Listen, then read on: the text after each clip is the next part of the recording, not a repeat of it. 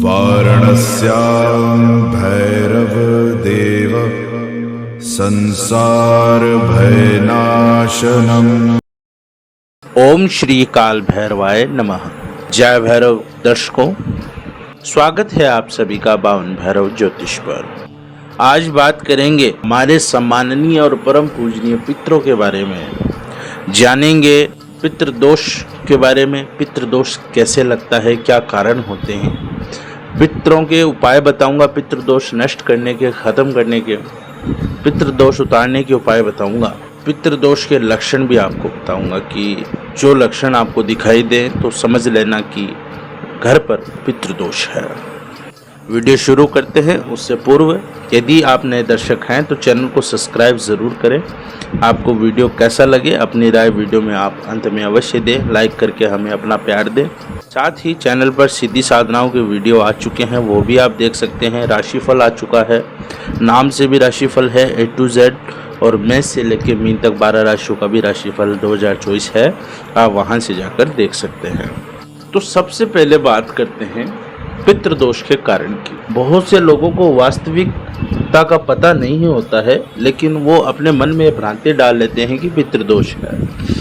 पितृदोष ऐसे नहीं लगता है, या तो जन्म से ही पितृदोष होता है। कुंडली में अगर आप दिखाएं तो कुंडली में भी पितृदोष का पता लग जाता है। वो कैसे लगता है कि पितृ का संबंध होता है सूर्य से। पितरों के संदर्भ में किसी भी प्रकार का हानि का जो कारक होता है वो होता है राहु। यदि आपकी जन्म कुंडली में यदि राहु का नकारात्मक प्रभाव सूर्य पर है तो पितृदोष होता है। अगर मृत्यु के पश्चात आपके पूर्वजों के अंतिम संस्कार में यदि कोई कमी रही है, यदि आपने वह विधिवत तरीके से नहीं करवाया है तो भी पितृदोष बनता है।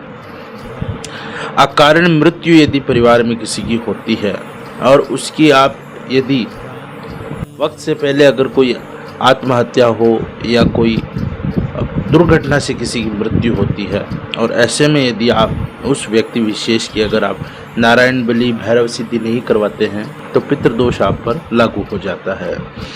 इसी प्रकार श्राद्ध के महीने में जो 15 दिन श्राद्ध के आते हैं, उस महीने में यदि आपके पितरों का आप तर्पण नहीं करते हैं, उनके नाम से श्राद्ध नहीं करते हैं, तो भी पितृदोष लगता है।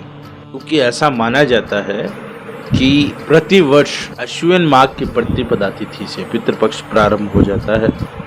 माना जाता है इस समय हमारे जो पूर्वज हैं, जो पितृ हैं, वो इन 15 दिनों में भूलोक पर आते हैं और हमारे द्वारा किए गए दान पुण्य तर्पण और श्राद्ध को ग्रहण करते हैं।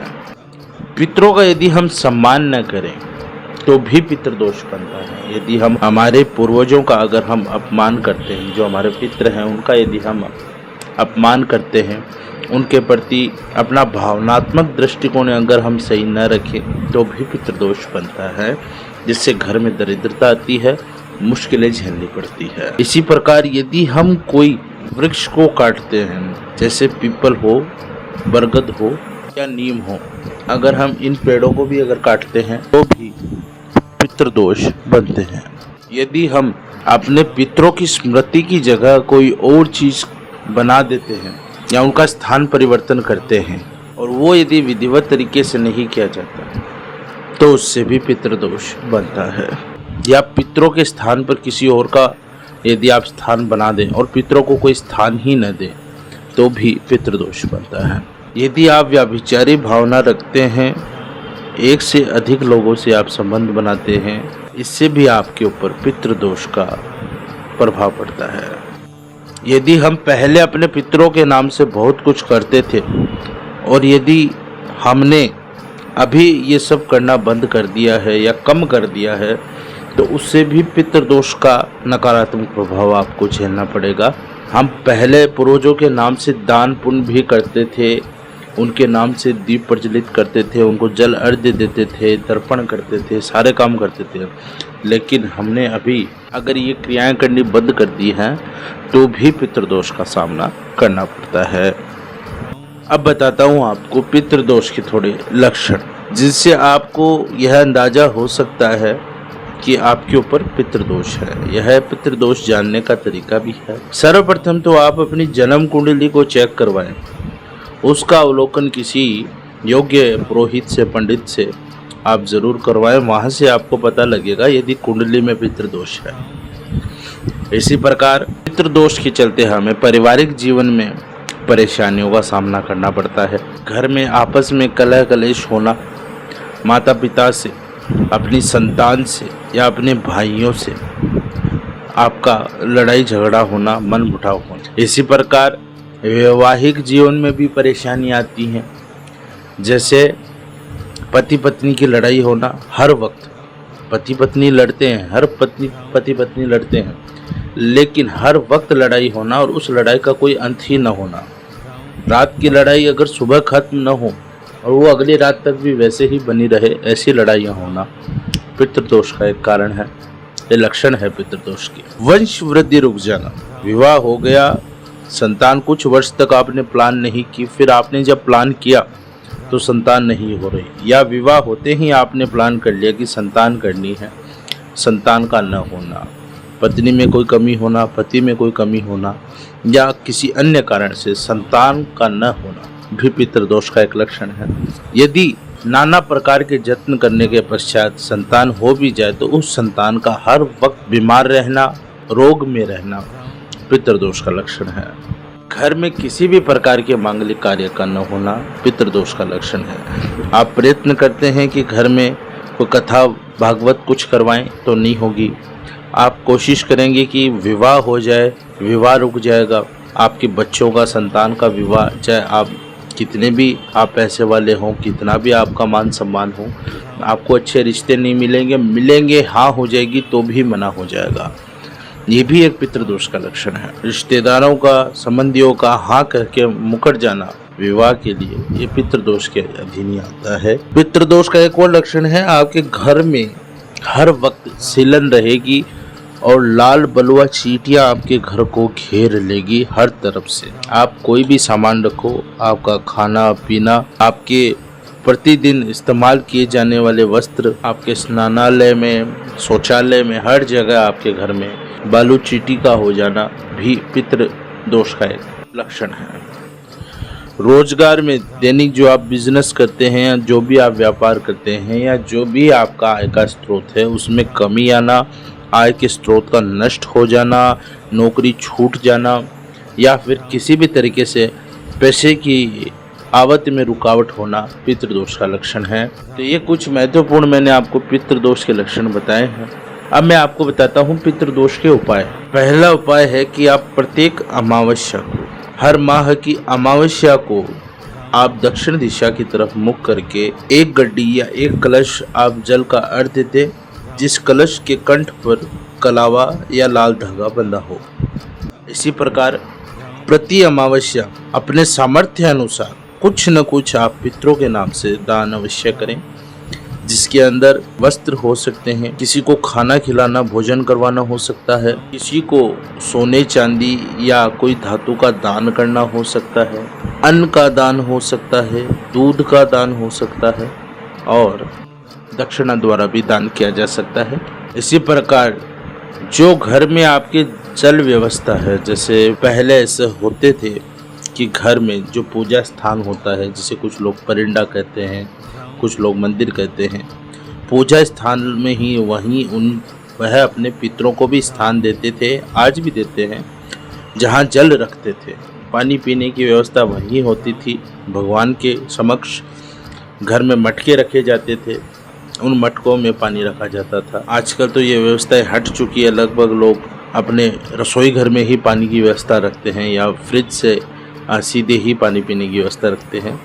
लेकिन जहाँ आपका परिंदा हो, जहाँ पानी और पितर साथ रहे, उस जगह पर आपको अपने पितरों के नाम से प्रतिदिन शाम के वक्त, जब सायं संध्या का समय हो, जब आप धूप बत्ती करते हैं, उस समय आपको वहाँ पर घी का दीपक अवश्य चलाना चाहिए अपने पितरों के नाम से। इसी प्रकार प्रत्येक अमावस्या को दक्षिणाभिमुख होकर के दक्षिण दिशा में आप किसी बड़े कांसी के या तांबे के पात्र में, किसी थाली में गंगा जल, काले तिल और इनसे तर्पण करें। हाथ में डाब की आप अंगूठी बनाकर पहने। डाब एक घास होता है विशेष प्रकार की, उसकी आप अंगूठी बनाकर पहनकर और पितरों के नाम से 3 बार तर्पण करें। 3 बार दोनों हथेलियों में पानी लेकर के आपने पितरों के नाम से तर्पण करना है। इसके साथ ही आप ये मंत्र कहें, ओम आगच्छन्तु मैं पितर इमं गच्छन्तु जलांजलम। ओम आगच्छन्तु मैं पितर इमं गच्छन्तु जलांजलम। इस मंत्र का आप 3 बार आप उच्चारण करते हुए अपने पितरों के नाम से तर्पण करें। इसी प्रकार आप प्रत्येक अमावस्या को 1 माला अपने पितर के नाम से और 1 माला आप शंकर भगवान के नाम से ज़रूर करें। भगवान महादेव भोलेनाथ के नाम से करें। पितरों की माला में आपको इस मंत्र का साथ में आप जाप करें और माला करें, ओम सर्व पितर परम प्रसन्नो भव ओम नमः। ओम सर्व पितर परम प्रसन्नो भव ओम नमः। इस प्रकार आपने 108 की 1 माला ही करनी है, ज़्यादा नहीं करनी है। ओम नमः शिवाय, ओम नमः शिवाय, ओम नमः शिवाय। इस प्रकार आपने महादेव की भोलेनाथ की 1 माला करनी है 108 की। ये आप अमावस्या के दिन करें। इससे आपके जो पितृ हैं वो तृप्त होंगे। आपके पितरों को आपके द्वारा किया गया तर्पण उन्हें प्राप्त होगा। आपके द्वारा किया हुआ दान उन्हें प्राप्त होगा। पितृभाव के भूखे होते हैं। बहुत से लोग कहते हैं कि देव हैं, अगर शक्तिप्रद है तो फिर इनको क्या आवश्यकता है। उनको आवश्यकता आपके भाव की है। यदि आपके भाव में कमी आती है तो आप सोने की वस्तुएं भी, स्वर्ण मुद्राएं भी दान करोगे तो उसका कोई फल नहीं मिलेगा, कोई उचित प्रभाव उसका नहीं पड़ेगा। श्राद्ध पक्ष में श्राद्ध पक्ष आ रहे हैं इस वर्ष 2023 में 29 तारीख से, इसी 29 सितंबर से पितृपक्ष प्रारंभ हो रहा है। तो इस वर्ष अपने पितरों के नाम से आप तर्पण करें, पितरों के नाम से दान पुण्य करें। पितृ शांति के लिए आप भगवत कथा ज़रूर करवा सकते हैं, भागवत जी करवा सकते हैं अपने घर में। ये अति उत्तम उपाय है। बहुत से लोग इसका सजेशन देते हैं, मैंने इसका सजेशन अंत में आपको दिया है, क्योंकि बहुत से लोग ऐसे हैं जो भागवत कराने में सक्षम नहीं होते हैं, सामर्थ्य नहीं होता है उनको। तो ऐसे में मैंने आपको जो बाकी के उपाय बताए हैं, ये उपाय आप करें, आपको ज़रूर निश्चित ही तौर पर पितृदोष से आपको मुक्ति मिलेगी। आपके घर में सुख शांति का वातावरण बनेगा। आपकी वंश वृद्धि भी होगी। आपके घर में आय व्यय का भी अच्छा साधन होगा। आपके घर में सुख शांति भी रहेगी। विवाह कार्य भी संपन्न होंगे, जन्म कार्य भी संपन्न होंगे, सारे ही कार्य अच्छे होंगे। आप यह उपाय ज़रूर करें। और इसी प्रकार जिन लोगों को अगर पितृपक्ष का ज्ञान नहीं था, पितृदोष के लक्षणों का ज्ञान नहीं था, तो वो इस वीडियो के माध्यम से आप प्राप्त कर सकते हैं। आपको यह वीडियो कैसा लगा लाइक करके ज़रूर बताइएगा। कोई नई राय है तो कमेंट बॉक्स में राय भी दो। इसी के साथ वाणी को विराम देता हूँ। धन्यवाद। जय भैरव।